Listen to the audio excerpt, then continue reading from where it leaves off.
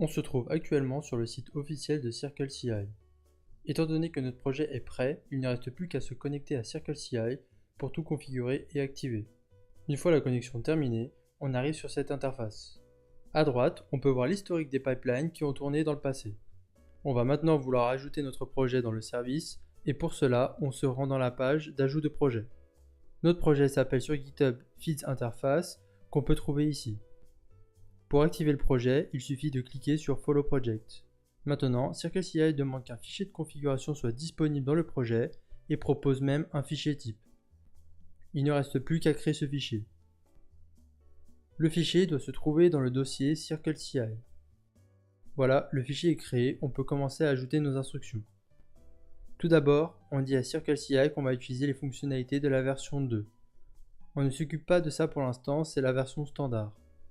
Ensuite, on doit lister les jobs.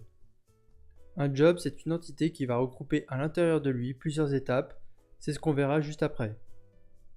La première propriété d'un job, c'est dans quel système d'exploitation il va tourner. CircleCI utilise des images Docker pour permettre à ses utilisateurs de choisir l'environnement dans lequel son système tourne. Par exemple, nous, on utilise du JavaScript, donc on aura besoin d'avoir Node.js installé dans la machine pour lancer les commandes de test et de déploiement. Ensuite, on doit signifier à CircleCI dans quel dossier se trouve notre projet. Ici, notre projet se trouve dans le dossier repo. Maintenant, on peut désormais lister toutes les étapes de notre pipeline via la propriété steps. Tout d'abord, on lance la commande checkout pour aller dans la bonne branche. Par exemple, ici, checkout est un équivalent de la commande git checkout master. Ensuite, pour accélérer la vitesse de notre CI, on va pouvoir sauvegarder et restaurer des fichiers mis en cache. Nous, ce qu'on souhaite faire, c'est mettre en cache le dossier Node Module pour éviter de devoir tout retélécharger à chaque build. On commence par faire un restore cache avec la v1 dependencies et le checksum du package.json. L'avantage de faire ça, c'est que le checksum va retourner un nombre en fonction du contenu du fichier package.json. Si le fichier package.json n'a pas changé, le numéro retourné sera toujours le même.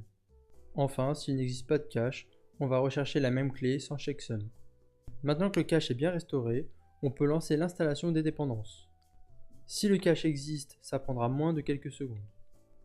Une fois l'installation terminée, on souhaite sauvegarder dans le cache le dossier Node Module. Voilà, tout est prêt et bien installé. On peut maintenant lancer la commande yarn test pour lancer les tests.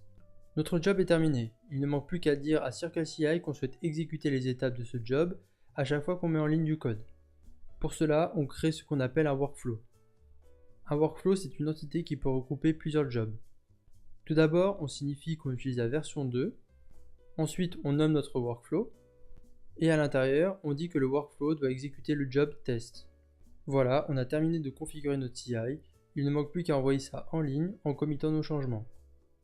Maintenant, on se rend sur la page de CircleCI et on peut désormais cliquer sur Build. On est redirigé vers la page du Build et on peut voir que toutes les étapes ont bien été exécutées. Et si on déplie l'étape de test, on peut voir les logs et constater que les tests sont bien passés.